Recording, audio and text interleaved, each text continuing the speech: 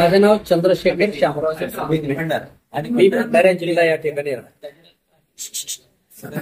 महाराष्ट्रामध्ये जे विविध आरपीआयचे गट आहेत त्या सर्व गटांना एकत्रित करून राज्यामध्ये एक सशक्त आंबेडकरी पक्ष स्थापन करावा या हेतून आम्ही भंडारा जिल्ह्यामध्ये एकीकृत रिपब्लिकन समिती स्थापन केली आणि त्या समितीच्या वतीनं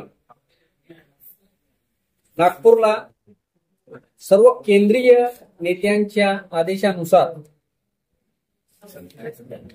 नागपूरला एक बैठक घेण्यात आली. ज्या बैठकीमध्ये सर्व राज्य अध्यक्ष आलेले होते आणि त्या बैठकीमध्ये ठरवण्यात आलं की महाराष्ट्रात एक आघाडी तयार करून आघाडीमध्ये सर्व आंबेडकर गटांनी सामील होऊन निवडणुका लढायचं असं ठरलं आणि त्यानंतर केंद्रीय नेत्यांची जी बैठक आहे ती मुंबईला घ्यायची असं त्या ठिकाणी ठराव घेण्यात आला.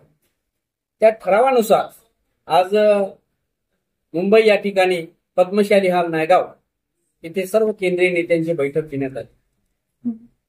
सर्व केंद्रीय नेत्यांसोबत चर्चा करून ते बैठकीला येण्याचा त्यांनी मान्य सुद्धा केलं. परंतु या बैठकीला प्रत्यक्ष ऍडव्होकेट डॉक्टर सुरेश माने हे राष्ट्रीय अध्यक्ष फक्त उपस्थित झाले. त्यानंतर राजरत्न आंबेडकर साहेबांनी आपले प्रतिनिधी पाठवला, राजेंद्र गवई साहेबांनी आपले प्रतिनिधी पाठवला आणि चंद्रशेखर आझाद यांचा जो आझाद पक्ष आहे त्यांचे राज्याध्यक्ष आनंदजी सोंडे हे या बैठकीला.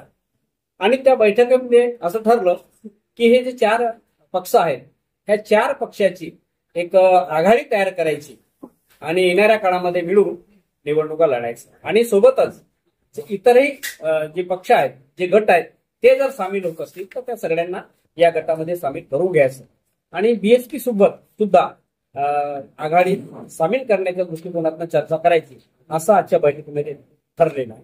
आणि त्यानुसार 4 पक्षांच्या लोकांची एक कमिटी तयार करून पुढील रणनीती ठरवण्याचं ठरलेलं आहे. थँक्यू. आज महिलांचा आणि बहुजनांच्या अस्तित्व, स्वाभिमान आणि आत्मसन्मानाची जी लढाई आहे ती असं मला वाटतं की जेव्हा ह्या सगळ्या आरपीआय गटाचं एकीकरण होईल तर आम्हाला आमचे हक्क, अधिकार आणि न्याय आम्हाला भेटेल. कारण आज तुम्ही बघताय बांगलादेश मधली जी स्थिती आहे, आज महिलांना कशा पद्धतीने टॉर्चर केलं जातं.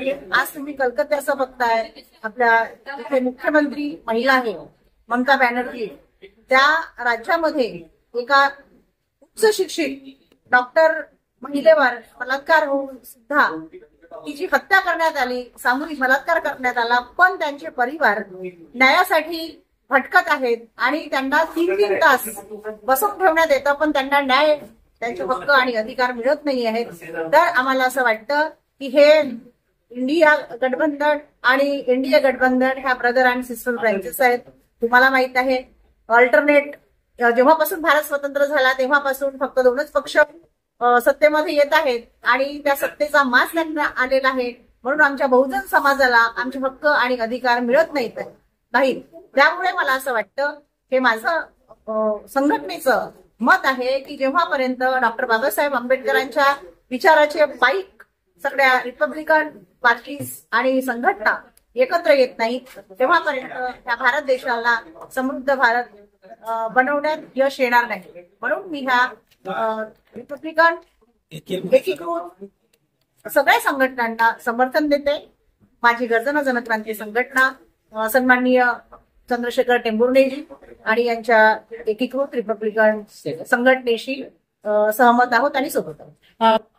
आम्हाला आता 33% तुम्हाला माहित आहे, पण आमचं समजा जर आलं सत्तेमध्ये आम्ही आलो तर आम्ही, कारण कोणत्याही देशाची लोकसंख्या 50% महिला असते आणि 50% पुरुष असते, तर आमच्या महिलांना धरणार तेव्हाच कोणत्याही देशाचं कल्याण होणार हे आम्हाला सगळ्यांनाच माहित आहे. म्हणून आम्हाला असं वाटतं की आम्ही समजा जर सत्तेत आलो 50% आरक्षण आम्ही महिलांना देणार. आम्ही हे करणार किंवा आज आमचा हा बहुजन समाज आहे.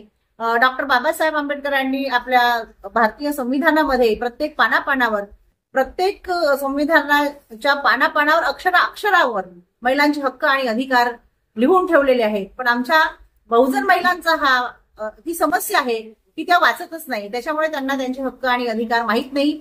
मी तुमच्या चॅनलद्वारे सगळ्या भारतीय महिलांना, बहुजन महिलांना हे आवाहन करते की त्यांनी ह्या रिपब्लिकन ऐक्यासोबत यावं आणि स्वतः मजबूत बनावं आणि येणारं भविष्य, जी येणारी पिढी आहे त्यांची, जी स्पेशली मुलींची आहे. तुम्हाला माहिती आहे आज मुलगी असली तर भ्रूण हत्या करतातच, पोटातच मुलगी असेल तर तिला मारून टाकतात. तर हे कुठेतरी थांबायला हवं आणि मानवतावादी जेव्हा भारत देशामध्ये राज्य येईल मानवतावादीचं, दुसऱ्या मानवाचं कल्याण हा विचार करेल, तेव्हा सक्षम भारत बनू शकेल. तर त्यामुळे रिपब्लिकन ऐक्य येणं महत्वाचं आहे आणि मी ह्याच्या सोबत. थँक्यू.